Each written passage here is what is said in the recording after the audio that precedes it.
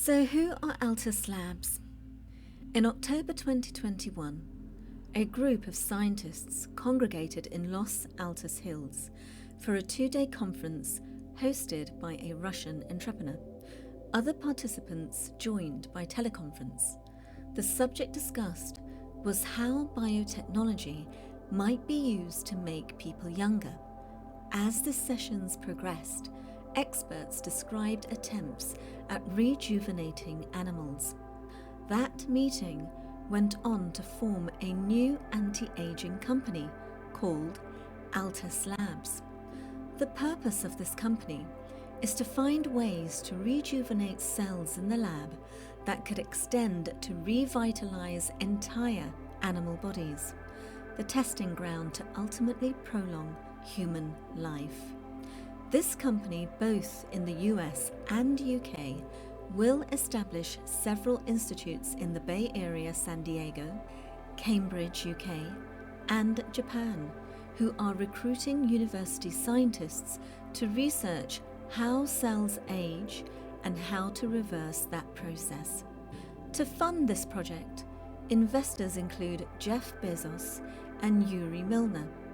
Also joining Altos is a Spanish biologist, Juan Carlos Izpisua Belmonte, from the Salk Institute, California, who is well known for research in mixing human and monkey embryos, and who has predicted that human lifespans could be increased by 50 years. Steve Horvath, a UCLA professor, will also join, who is the developer of a biological clock which can accurately measure human aging.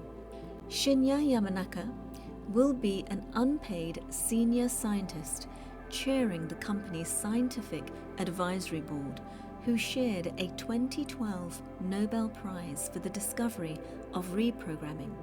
His discovery was that, with the addition of just 4 proteins, now known as Yamanaka factors, cells can be instructed to revert to a primitive state with the properties of embryonic stem cells.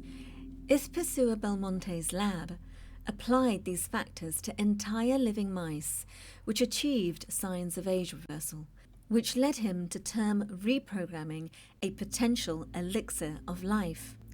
The results of these experiments also resulted in some mice developing embryonic tumors called teratomas. So, with all that being said, what would be the purpose of prolonged life?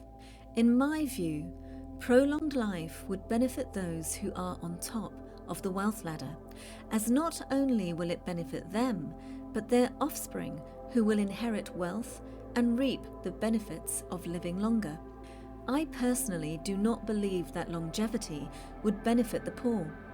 I suspect that the idea of longevity appeals to those who have invested assets and believe that the world will continue life as is, forever developing, which is an interesting view to take, but what does the Bible say?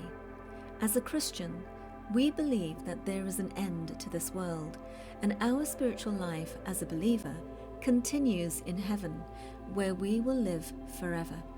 There is an interesting scripture that says in Revelation chapter 6 verses 12 to 17, "And I beheld, when he had opened the 6th seal, and lo, there was a great earthquake, and the sun became black as sackcloth of hair, and the moon became as blood, and the stars of heaven fell unto the earth, even as a fig tree casteth her untimely figs, when she is shaken of a mighty wind. And the heaven departed as a scroll, when it is rolled together, and every mountain and island were moved out of their places. And the kings of the earth, and the great men, and the rich men, and the chief captains, and the mighty men, and every bondman, and every free man, hid themselves in the dens and in the rocks of the mountains, and said to the mountains and rocks, Fall on us, and hide us from the face of him that sitteth on the throne, and from the wrath of the Lamb.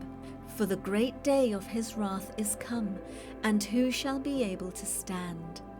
Revelation chapter 9 verse 6 states, "And in those days shall men seek death, and shall not find it, and shall desire to die, and death shall flee from them." I have provided references in the description section for further information. God bless.